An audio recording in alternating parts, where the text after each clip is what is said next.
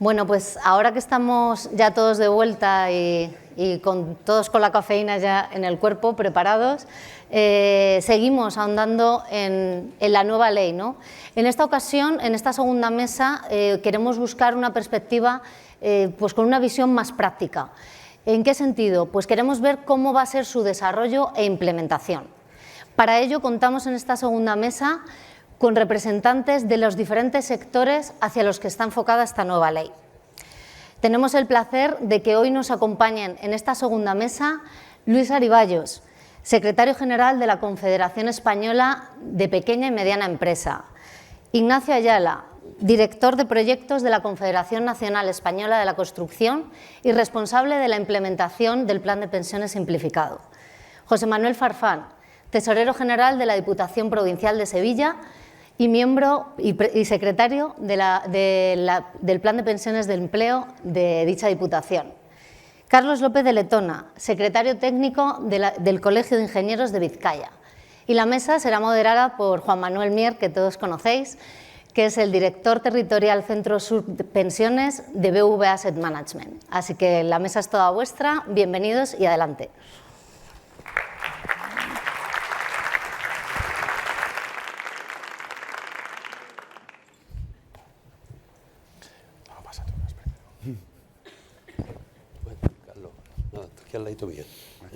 Sí. Bueno, pues buenos días a todos. La verdad es que muchas caras conocidas y es un placer estar aquí. Después de una primera mesa muy interesante donde hemos visto más bien la parte institucional de lo que puede ser esta nueva ley de impulso de los fondos de pensiones, en esta segunda mesa tenemos la oportunidad de contar con los principales agentes a los que va dirigida esta nueva ley, que son autónomos, convenios colectivos, administración pública local y pequeñas y medianas empresas. Con lo cual vamos a poder ver una óptica ya no tanto institucional, sino más bien de cómo se podría implementar. Y en este sentido, y por empezar, y para ver un poco la visión que tienen cada uno de estos sectores a esta nueva ley, que como sabéis, uno de los hitos importantes es la creación de los planes simplificados. Los planes de pensiones de empleo simplificados nos van a permitir que la puesta en marcha de planes de pensiones de empleo sea más sencilla para las pequeñas y medianas empresas. Contamos pues, con Luis, y la primera pregunta va para ti, y es conocer desde la óptica de CEPIME, desde la Confederación Española de Pequeñas y Medianas Empresas, ¿cómo veis esta ley? ¿Cómo veis qué oportunidades os presentan? Y también si te damos la oportunidad de responder algo de lo anterior comentado. Muchas gracias. Bueno, muy buenos días. Se escucha así. Un placer, lo primero de todo, agradecer a BVA poder formar parte de esta mesa. Y bueno, la verdad que ha sido fantástico estar en la anterior, porque así ahora me permitirá responderle, pero lo voy a dejar un poquito para más adelante, aunque me ha dicho que algunos no podía estar, pero bueno. Bueno, desde CEPIME yo empezaré dando el titular, ¿no? Yo creo que se ha dicho en la mesa anterior, pero por parte de la pequeña y mediana empresa, el titular es que desgraciadamente es una oportunidad perdida, ¿no? Esta ley. Estando en el foro que estamos, qué decir, ¿no? Pero dos reflexiones iniciales, ¿no? Para garantizar la sostenibilidad, para garantizar el futuro de los sistemas de seguridad social, de pensiones, no de España, sino de Europa, no sobra nadie. Necesitamos, por supuesto, el primer pilar, necesitamos este segundo pilar que esta ley sin duda favorece, pero también necesitamos el tercer pilar, ¿no? Y yo creo que en la mesa anterior ya se ha dado alguna idea de lo que, bueno, posteriormente también hablaré. En este foro también hablar de cuál es la importancia de tener unos sistemas de pensiones fuertes y la importancia que tiene para la economía, pues también pues tiene cierto rubor por mi parte. Necesitamos planes de pensiones fuertes, fomenta el ahorro, mejora la economía, mejora nuestra, de este caso, independencia respecto del exterior, el ahorro, favorece la inversión en la pequeña y mediana empresa, en las empresas, en la productividad, en el empleo. Es decir, necesitamos tener estos instrumentos por parte de la economía. Y esta ley de regulación pues, podría haber sido una oportunidad magnífica para, como digo, haber fortalecido este segundo pilar, pero no a costa del tercer pilar. No me quiero alargar mucho en esta primera intervención, pero aspecto clave. Evidentemente, esta ley no cuenta con los incentivos suficientes para que la pequeña y mediana empresa esto sea atractivo. Luego hablaremos de cuáles podrían haber sido estos incentivos, así lo trasladamos desde la representación empresarial en la mesa de negociación. No ha sido así y evidentemente pues es un problema.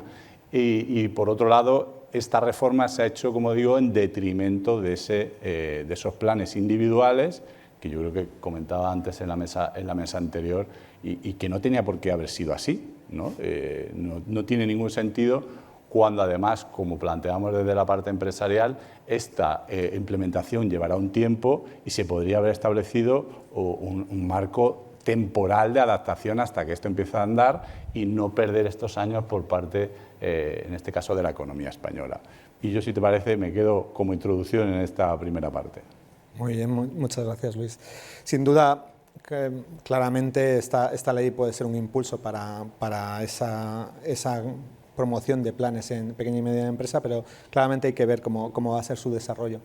Pero lo que está claro es que una de las características de estos nuevos planes de pensiones es que en su mayoría van a tener que promoverse a través de la negociación colectiva, de los convenios sectoriales.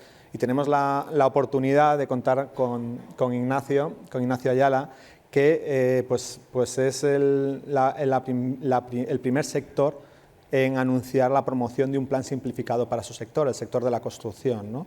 Y que están en su desarrollo justamente en estos momentos. Por lo tanto, pues Nacho, quería un poco preguntarte cómo veis desde la perspectiva de la Confederación esta nueva ley y qué oportunidades se presentan. Bueno, pues muchas gracias, Juan Manuel, muchas gracias a BBVA por la amabilidad de habernos invitado y muchas gracias a todos ustedes por estar aquí pasando un ratito esta mañana con nosotros.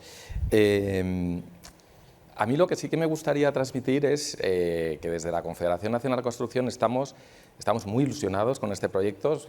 Coincido con Luis en que se podía haber esperado más de la ley, se podían haber planteado otro tipo de incentivos, otra serie de medidas, pero con lo que tenemos estamos pues realmente muy ilusionados con el proyecto que tenemos por delante.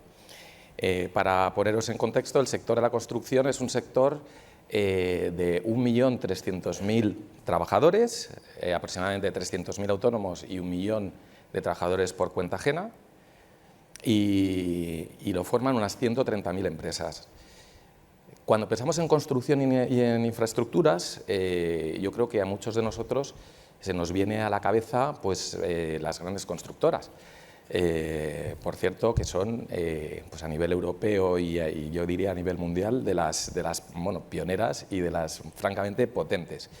Pero también tenemos que pensar en la persona que tiene una pequeña pyme, que es la que iría a hacer una reforma a alguna de nuestras casas, ¿verdad?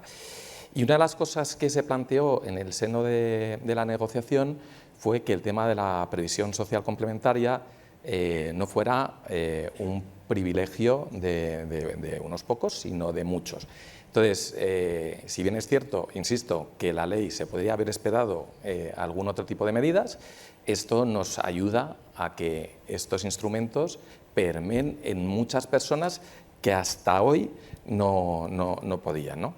El 11 de mayo, después de meses de negociación, se firmó un preacuerdo entre la Confederación Nacional de la Construcción, con Comisiones Obreras de Hábitat y con UGT-FICA para, se firmó el preacuerdo del 7º Convenio de la Construcción.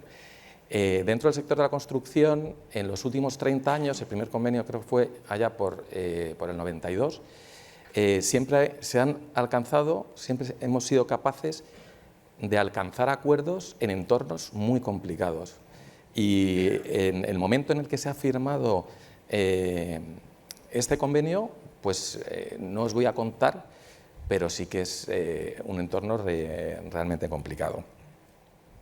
Se recogieron una serie de principios y entre ellos se recoge pues, un acuerdo histórico, que es la creación de un plan de pensiones del sector, siempre y cuando se cumplieran dos condiciones. Uno, que se publicara en el BOE la Ley 1222 de este año y que se publicara igualmente su normativa de desarrollo, lo hemos comentado antes, se ha comentado antes en la mesa anterior, el denominado Reglamento Express, que, bueno, que tiene toda la pinta que se publique en la segunda o tercera semana de octubre.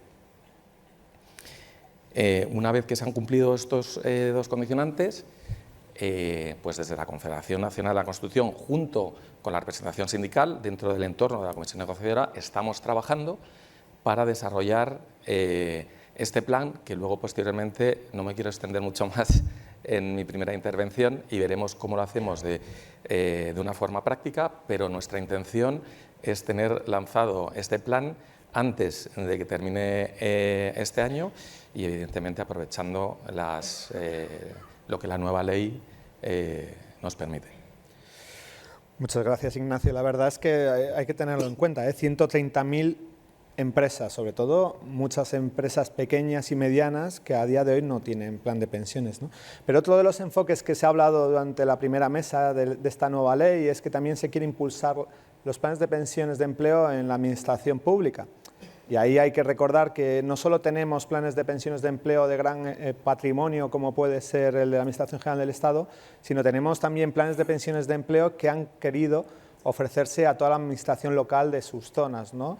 Y en este caso contamos con José Manuel Farfán, que aparte de ser tesorero de la Diputación, es secretario del plan de pensiones, un plan de pensiones como es el de la Diputación Provincial, que tiene, pues él lo comentará, pero casi 20 años de antigüedad, y donde hay cabida para toda la administración local que esté en la provincia de Sevilla. Por tanto, quería conocer, José Manuel, tu opinión sobre esta nueva ley y realmente ¿qué ves de potencialidad para el sector público de la misma? Pues muchas gracias, buenas tardes. Cuando me llamó Luis, me llamaste tú, pues yo el lunes la tenía en la agenda regular. Llevo 7 organismos, pero estoy preocupado. Nuestro plan empezó en el 88, empezamos a aportar en el 90. Soy de los antiguos, el único que permanece, no sé si es bueno o es malo eso. Y estamos hablando de 32 años. Empezamos bien, hemos sufrido las crisis económicas, el 2001, 2008, la tendencia es que la interanual pues estamos en el 3%, pero desde el 2011 hasta ahora son 11 años de inactividad. Los planes de empleo de la provincia de Sevilla, que no son definidos como los nuestros, que tienen seguro de vida, están suspendidos. Los nuestros no están suspendidos, pero la aportación es mínima. Todo de unos 11, 60 euros, fíjate tú. Claro, hay algunos que aportan más, con la fiscalidad 1.500, otra limitación, porque los planes tienen que tener un atractivo fiscal, pues al final la media es 216 euros. ¿Qué pasa del 2011 al 2015? Pues que se suspende, y eso formaba parte de la acción social que iba relacionado con la ley de presupuesto. No se puede aportar, por mucho que quisiéramos. Bueno, el 14 la ley dejó ahí un entredicho en unas condiciones, mi interventor ya un poquito presionado le dijo al Consejo Consultivo de Andalucía que emitiera un informe y dijo el Consejo Consultivo de Andalucía que no era un tema trascendente y que no iba a entrar. Bueno, empezamos el 2015 y sí podemos, porque ya es masa salarial, ya es retribución diferida, pero ¿quién le dice a los funcionarios que le quite una parte para ir al plan de pensión? Nadie. Con lo cual todo es cero aportaciones, salvo el seguro. Estamos hablando que tampoco era una cantidad excesiva, la corporación pagaba 60 euros, nosotros pagamos 12, la corporación de 100 millones de capítulo 1 de gastos de personal, estamos hablando, bueno, que 1.200.000 más 200.000 el seguro, y si se mantiene el plan, evidentemente es por el seguro. Yo le veo muy poca perspectiva, le temo a la liquidez. Bueno, no es posible porque ustedes tenéis en vuestro reglamento definido que no se puede hacer líquido, ya veremos, porque lo dice una norma. Lo dice una norma y después se puede recurrir. Y como unos planes sí, otros planes no. Mi secretario dice que sí. Quiere decir que, por un lado, la liquidez, los activos que estábamos en 32 millones van bajando, ya estamos en 29, y un impasse que no hay normativa que venga a resolver este problema de estar teóricamente suspendido, porque no tiene virtualidad ninguna, al considerar retribución deferida. Hay una sentencia del Supremo de abril del 2021 que la considera como tal y forma la parte masa salarial. El País Vasco lo quiso reactivar puso un contencioso administrativo, puso un recurso de inconstitucionalidad, no sé si la conoce, la sentencia 205 de 2015 sobre el 2012, le dijo que también es legislación básica, es decir, que estamos pillados de mano y estamos en un impasse donde no avanzamos porque no podemos aportar nada a estos fondos de empleo. Pues es la realidad. Llevamos muchos años en esta situación y realmente... Muchos años. Para que se impulse en la administración pública será necesario que estas restricciones presupuestarias que tienen para las aportaciones pues, se relajaran. Esta nueva ley, para los que un poco no estén tan informados, tiene influencia de diferentes sistemas de previsión. Y uno de los que pues, se ha fundamentado o ha mirado mucho es el sistema de previsión social empresarial que hay en el País Vasco. El País Vasco tiene un sistema de previsión que se denominan las EPSVs y que a nivel de normativo es algo diferente a lo que es un plan de pensiones. La nueva ley, justamente para potenciar estos acuerdos sectoriales, se ha fijado mucho en las EPSVs y aquí hoy contamos con Carlos López de Aldama, que es secretario del Colegio de Ingenieros de Vizcaya y también secretario de la EPSV Planinge de Ingenieros del País Vasco. Queríamos, en primer lugar, Carlos, que nos resumiésemos, sobre todo aquellos que no están muy en profundidad, conocen lo que es una EPSV, que contases un poco lo que son las diferencias entre este tipo de instrumento y lo que puede ser el resto del territorio común que se regula por los planes de pensiones de empleo. Muy bien, muchas gracias por habernos invitado a participar en esta jornada sobre la nueva ley y bueno, tratar de trasladaros un poco nuestra modesta experiencia con el instrumento que tenemos. Desde el punto de vista del objetivo, pues el objeto es el mismo que los planes de pensiones y al final es complementar la pensión pública, el primer pilar, y se hace con las aportaciones voluntarias de los partícipes. La diferencia puede ser que en este caso el vehículo es un vehículo propio y entonces tanto la legislación como la fiscalidad son propias y entonces han tenido un desarrollo largo y también ha habido pues una estabilidad importante. Esas son las principales diferencias que luego comentamos si quieres. Sí, fenomenal. Tener claro que el sistema de las EPSVs pues ha tenido un gran recorrido en sectores y en colegios profesionales y, por ejemplo, uno de los sectores donde se quiere dar impulso a esta nueva ley es en los autónomos y en profesionales, ¿no? Por lo tanto, escuchar un poco de primera mano de Carlos cómo ha sido la evolución en los ingenieros profesionales del País Vasco puede ser muy interesante. Volviendo a Luis, primero de todo quería algo que cuando hablamos de la nueva ley siempre estamos hablando de que va a permitir la adhesión a pequeñas y medianas empresas, a los planes de empleo y decir de primero que ya existe un vehículo para eso, es decir, ya existe lo que es un plan de promoción conjunta y ya existe la posibilidad para que una pequeña y mediana empresa pueda adherirse a un plan de empleo. Lo que sí es verdad es que con ese objetivo que tiene la nueva ley de la negociación colectiva y de estos acuerdos sectoriales, si se obliga en esos acuerdos sectoriales a la aportación a un plan de pensiones, pues claramente daría un impulso para que las pequeñas y medianas empresas se adheriesen al mismo, ¿no? Y ahí sí que quería conocer desde CEPIME cuál es vuestra visión, si realmente esta obligatoriedad es posible, es decir, es posible que en los convenios se puede llegar a ese tipo de acuerdos y realmente si hay potencialidad a la hora de que haya un desarrollo en el futuro de la promoción en la pequeña y mediana empresa del sistema de empleo. Bueno, yo creo que en ese sentido sí que es positivo, ¿no? Lo comentaba antes compañero de UGT de Comisiones Obreras, ¿no? Y aquí tenemos un ejemplo extraordinario, ¿no? Es decir, pero ¿qué pasa? Parte de una situación que no es la más adecuada, es decir, esta ley nace sin el respaldo, me voy a poner solo mi parte, ¿vale? Sin el respaldo de las organizaciones empresariales, ¿no? Con lo cual, pues bueno, pues nace coja, ¿no? Y la verdad es que ganas le pusimos para intentar, como digo, apoyar esta ley, que algo que consideramos tan importante para nuestra economía, ¿no? Pero sin duda no es un buen comienzo. Lo que es fundamental, y yo lo digo siempre que puedo en mis intervenciones, es lo que comentaba desde la CNC, ¿no? Desde la construcción. ¿Cuál es la realidad del tejido productivo español, ¿no? Que es que parece, bueno, es que hemos simplificado para las pequeñas y medianas empresas, como que fuese algo venga, va, voy a hacerle un favor a la pequeña y mediana empresa. Bueno, yo siempre uso un dato que es muy contundente, porque todos ustedes ya tienen como muy sabido que la pequeña y mediana empresa española en España son el 99,8% de las empresas, el 99,8%. Pero uso una cifra que queda más claro, que es que en España solo hay 5.000 empresas que no son pymes. Todo lo demás son pymes y autónomos. Entonces, el decir que, bueno, que lo vamos a facilitar para las pequeñas y medianas empresas, pues bueno, hombre, es que prácticamente es la totalidad del tejido productivo, ¿no?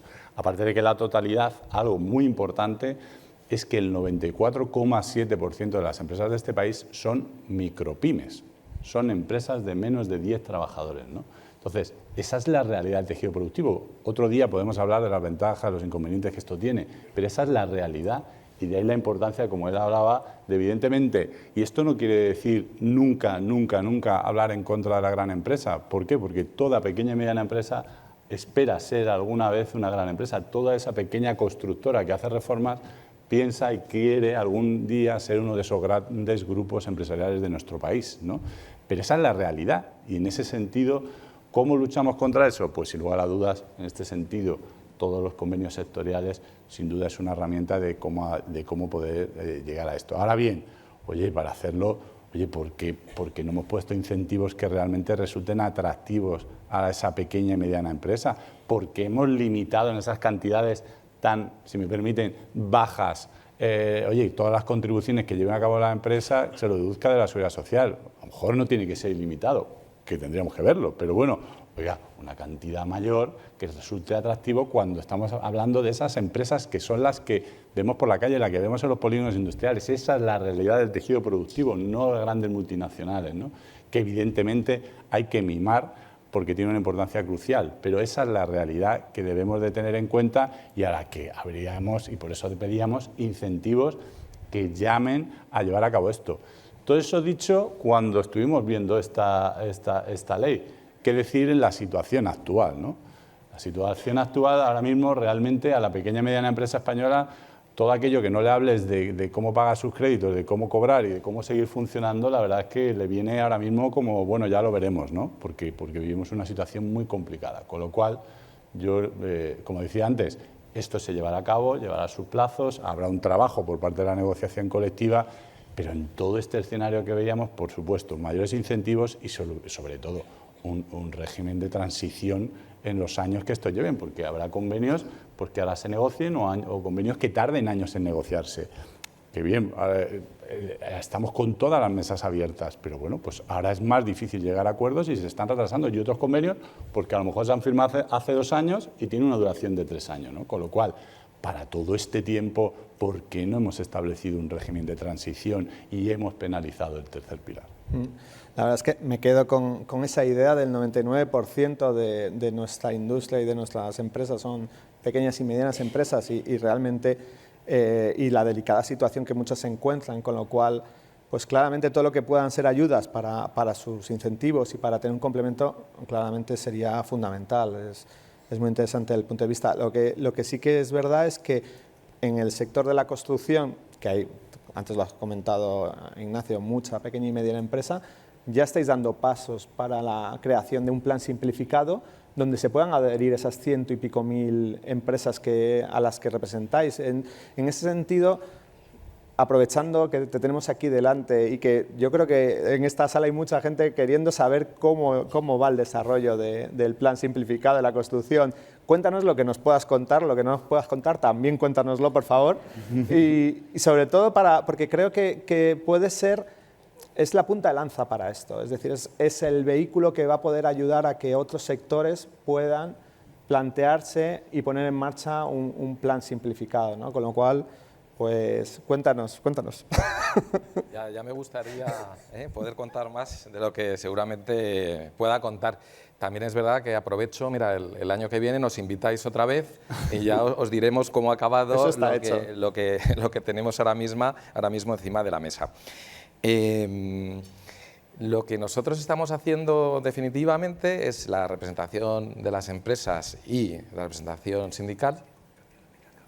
sentarnos para, bueno, pues para lanzar el plan una vez que se han cumplido los hitos y los requisitos que se habían establecido dentro de la mesa negociadora. De hecho, es el artículo, me parece, el 52 bis del BOE de 5 de agosto, en el que se modificaba el sexto convenio de la construcción, donde se establecen un poquito los pasos y de qué forma se va a contribuir, van a tener que contribuir las empresas, ¿vale? Dentro de la subida salarial para los próximos 3 años, que dentro del sector se fijó en un 10%, era un 4% en 2022, un 3% en 2023 y un 3% en 2024, dejando los 2 últimos años del convenio a renegociación una vez que se llegue a esa fecha. Se decidió que parte de ese incremento salarial fuera aportado a un plan de pensiones. En concreto, de ese 4% de 2022, un 1% va a ir al plan de pensiones. En 2023, ese mismo 1% que se ha subido en 2022 se aportará, y del 3% de 2024, un 0,25 también se aportará al plan de pensiones, con lo cual se aportará un 1,25 con respecto a las tablas de 2021. ¿Qué hemos hecho mientras tanto? Pues desde la Confederación Nacional de Construcción hemos contratado a una empresa externa, que es bien sabido, que es Mercer, que nos está ayudando un poco a elegir pues cuál sería la gestora idónea para, para gestionar un plan, insisto, que eso lo comentábamos tú y yo, Juan Manuel, un plan pues, que aspiramos a que sea de 1.300.000 trabajadores. Comentabas el tema de cómo se iban a adherir las empresas. Una de las novedades precisamente de la ley es que por convenio se pueden adherir de manera automática al plan, no se tenga que hacer. O sea, de hecho, una de las cosas que se intenta es simplificar las tareas administrativas de formalización del plan y no tener que estar con los boletines y tal. De hecho, ese es uno de los retos grandes que tenemos, el cómo vamos a operativizar un plan de tantos partícipes y de tantos copromotores, porque van a ser tantos promotores como empresas hay en el sector. A día de hoy todavía tenemos que ver cuál ha sido el resultado. Se han consultado a todas las gestoras del mercado que han querido participar, y eso es algo que se tendrá que poner encima de la mesa de negociación y se tomará una decisión al respecto. Aparte de cuál es la gestora, también hay otros temas por tratar, que es el tema del reglamento de especificaciones del plan, que ocurre exactamente lo mismo. Ahora mismo estamos sentados con la representación sindical y de las empresas para ver de qué forma vamos a recoger todo lo que se había acordado en mayo. De hecho, se prevé, el convenio de la construcción tiene 2 libros, se prevé que haya un tercer libro destinado específicamente a lo que es el plan de pensiones, ¿vale? Y luego, por último, nos queda definir, todo es un poco la pescadilla que se muerde la cola, ¿no? Luego tenemos que definir cuál será la política de inversión, que también en las últimas reuniones que hemos tenido, pues lo que pretendemos es que sea una política de inversión razonablemente conservadora para preservar el ahorro de los partícipes. Luego ya hay mayores derivadas. Parece que la ley habla de un ciclo de vida, la nueva ley.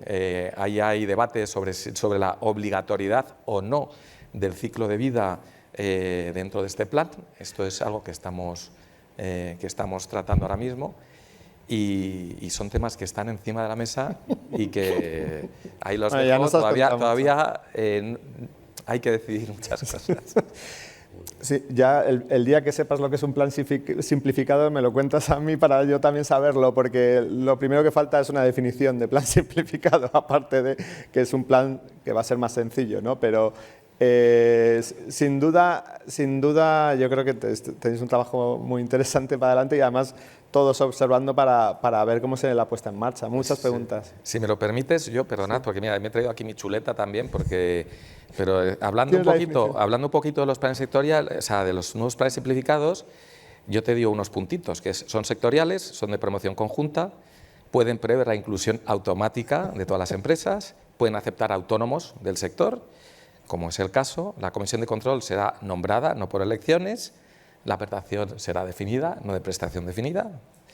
El reglamento de especificaciones tiene que tener un modelo normalizado por la DGS y en el caso de que el trabajador se vaya al sector solo puede movilizar sus derechos consolidados a otro plan de pensiones de empleo. Tenía que dar un aplauso.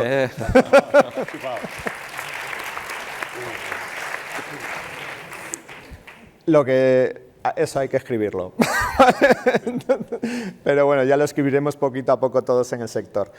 José Manuel, contando también contigo y ya no sabemos la problemática que tiene la administración pública con estas restricciones presupuestarias para las aportaciones, pero nos gustaría que dieses un enfoque más sobre lo que ha sido el plan de pensiones en estos más de 20 años, sobre todo de cara a que los organismos pertenecientes a la Diputación se han ido integrando, ¿no? ¿Y cómo lo has visto? ¿Cómo es tu experiencia en estos años sobre, digamos, con la evolución del plan? Yo creo que el plan está implementado en todo lo que es la Diputación Provincial y además también está implementado en empresas públicas que a lo mejor no tienen capacidad, que eso es lo importante, no tienen capacidad propia para tener un plan propio, ¿no? Entonces, si nos podías contar un poco tu experiencia. Bueno, como ya sabes, yo tengo un fondo multiplan, lo cual tenemos la comisión de control del propio plan de Diputación, somos unos 1.700 y unos 400 son entes dependientes nuestros, organismos autónomos, empresas y algún consorcio. Tal somos 7 los que constituimos, pero que evidentemente la mayoría, bueno, pero al ser 7 planes, pues hay que hacer 7 estudios actuariales, 7 contabilidades, y después tenemos el fondo. Pero yo lo que me preocupa un poco es que no veo por ningún lado que se asuma que hay que modificar el marco legislativo. Yo cuando he visto la negociación que ha habido ahora en materia salarial de los empleados públicos, no se habla para nada de planes de pensión. Yo me quedo un poco perplejo de que no se hable para nada de planes de pensiones. Esto tiene que volver a la acción social. Sí, hay que limitar de qué parte de la masa salarial es acción social, de acuerdo, pero esto tiene que revitalizarse, porque evidentemente, tal como estamos, no le veo yo mucho futuro. No le veo nada, absolutamente. Y hay una situación de, podríamos decir, de tristeza dentro de lo que son los fondos. Tú sabes, cuando hay una reunión ya no quieren ni ir. Quiere decir, esto es muy complicado. Si a esto le unimos los correos electrónicos, que estamos perdiendo el tanto por ciento, que porque no extinguimos el plan, ¿no? Esto no se puede extinguir. Claro, es una situación, yo creo que es absurda. Todo lo que se van jubilando, rescatan, sobre todo hasta el 2006, por la fiscalidad. Esto depende de la fiscalidad. Si no le damos una fiscalidad atractiva, no tiene ningún sentido. Y ahora no lo tiene. Ahora no lo tiene. Yo, del plan de pensiones que estamos en 2100, hay 7 personas que son los que van hasta los 1.500. Nada más. El resto, bueno, como no es acción social, como la tiene que detraer de su salario, pues evidentemente no aporta. Entonces yo creo que hay que modificar el marco legislativo, solucionar el problema de la fiscalidad y a ver si a través de los planes de ellos, que yo tengo mucho interés, pues esto se puede venir en la administración. Yo sé que es un buen momento, que lo que se valoró es que había unos 3.500, 4.000 millones de deducciones fiscales y que, bueno, no sé por qué se pensó que éramos ricos los que estábamos en los planes de pensiones. Y esto evidentemente es lo que se ha hecho, suprimirlo. Y yo creo que no, que hay que construir, porque el derecho comparado que tenemos en la Unión Europea, vemos que las cosas van por otro lado. Es decir, que hay que complementar las pensiones públicas, pero con el marco actual, difícil. Ya. Daros cuenta que ahora mismo los límites fiscales para los planes de pensiones de empleo permiten que el empleado pueda aportar la misma cantidad que te aporta la empresa siempre y cuando esto no supere 8.500. Eso es algo que es positivo para los planes de empleo, que en los individuales se ha limitado al general de 1.500, con lo cual si la empresa te aporta, tú puedes aportar hasta lo que te aporta la empresa. Claro, en la situación de la administración pública, si no hay aportación de la administración pública, el empleado no puede aportar. Ese es el dilema, ¿no? Que no tienen capacidad.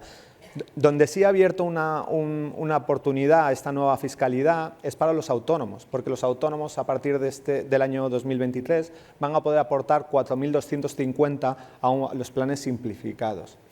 En ese sentido, donde puede que se produzca un gran crecimiento también de planes de pensiones de empleo es para lo que son este colectivo.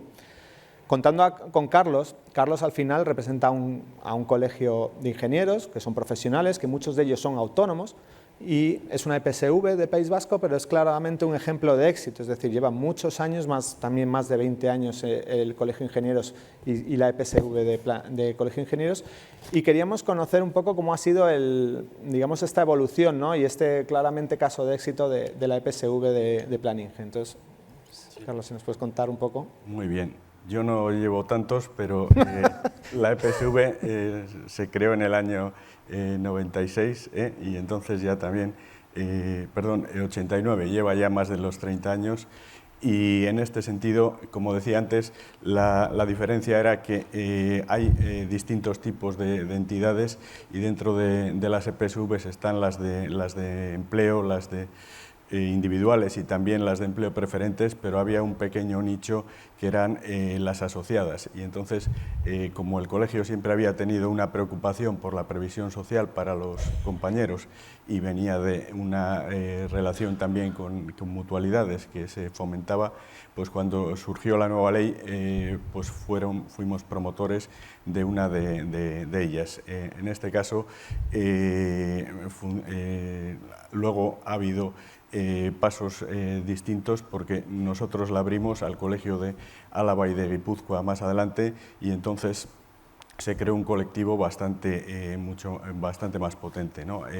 En conjunto hablamos ahora de 1.300 socios, 20 millones de euros, que es una cifra modesta, pero aquí también en este momento, y como hemos hablado todos, las aportaciones pues cubren las prestaciones, pero no son las aportaciones que hemos podido ver en otros momentos y en este sentido lo importante es que realmente como son muy cercanas a las entidades de empleo, pero aquí el colegio es el que hace la labor de promoverlas, de difundirlas y todas las aportaciones son voluntarias, aquí no hay como colectivo. Entonces eso nos permite en este momento un crecimiento, como decíamos, con tanto los jóvenes que cada vez con este cambio la situación hace que tengan que empezar mucho antes de lo que antes podía hacerse y ahora también en ese sentido el colectivo de autónomos que ya estaba pero que es un colectivo al que se le puede animar.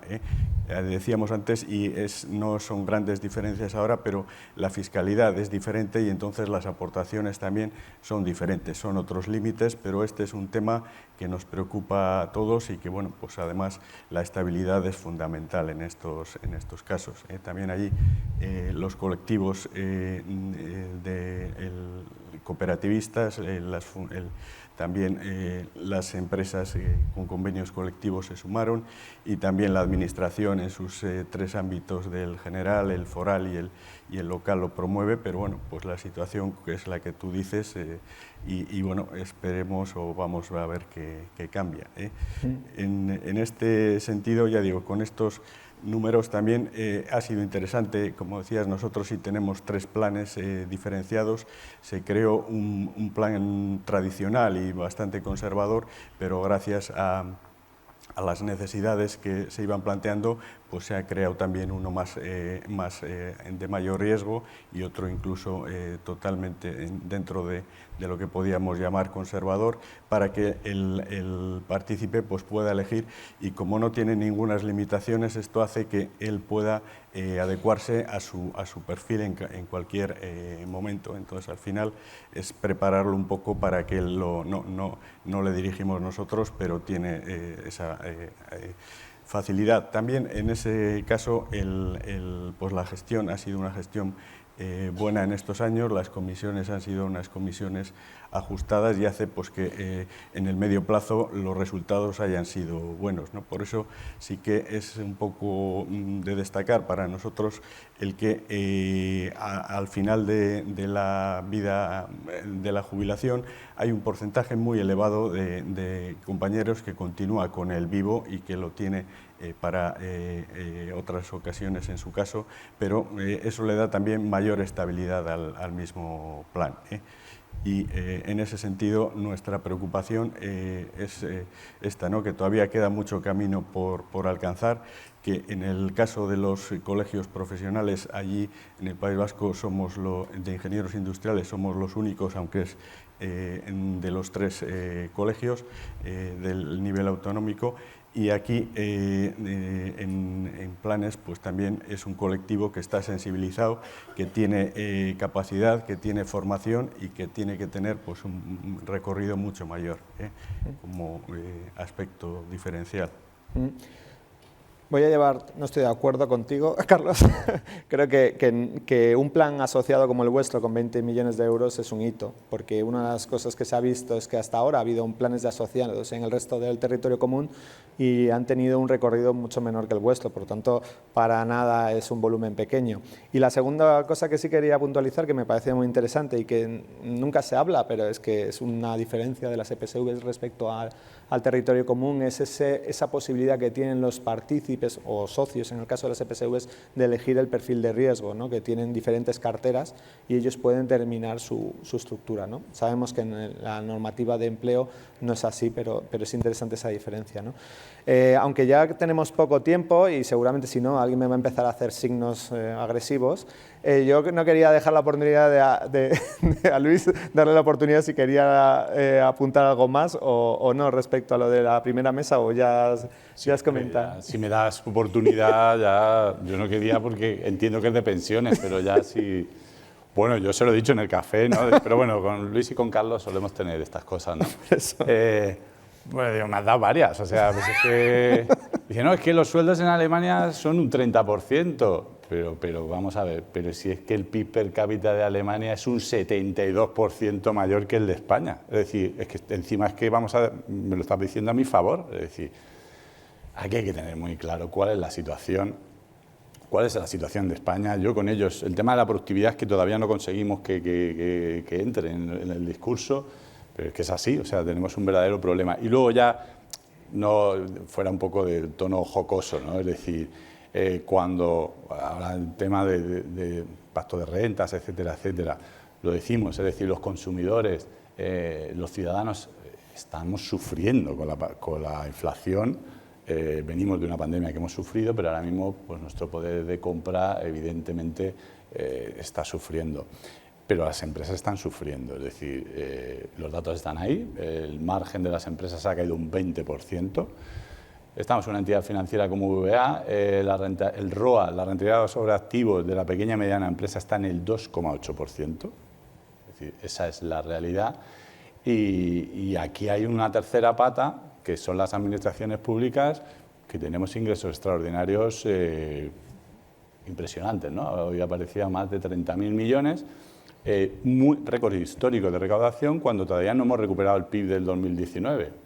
Pues es evidente que hay un incremento de recaudación, o sea, es así. Los ciudadanos lo están pasando mal, las empresas lo están pasando mal y en este caso pues la administración, en este caso todo lo contrario. Y ya por último, en el tema de los hoteles, lo siento mucho, nadie se acordaba del hotel en la pandemia, nadie se acordaba cuando estaban cerrados. Ahí no pasaba nada, ¿no? Y bueno, repito, estamos en una entidad financiera. Las empresas hemos pedido esos 130.000 millones de ICO porque no sabíamos qué hacer, ¿no? Entonces, bueno, que sí, que evidentemente la tarifa del hotel ha subido, que los costes, de este caso de los hoteles, dependiendo de los sectores, hay parte de los inputs, de los insumos que están en incrementos del 100%, que mucha pequeña y mediana empresa es imposible que traslade esos costes a los precios y que en muchos casos pues empezamos a ver en sectores que están empezando a producir a pérdidas para poder mantener la competencia, ¿no? Pero bueno, eso no era cuestión de esta jornada, pero ya que me has dado la oportunidad, pues la he cogido. Muy bien, pues muchas gracias a los cuatro por venir a estar con nosotros.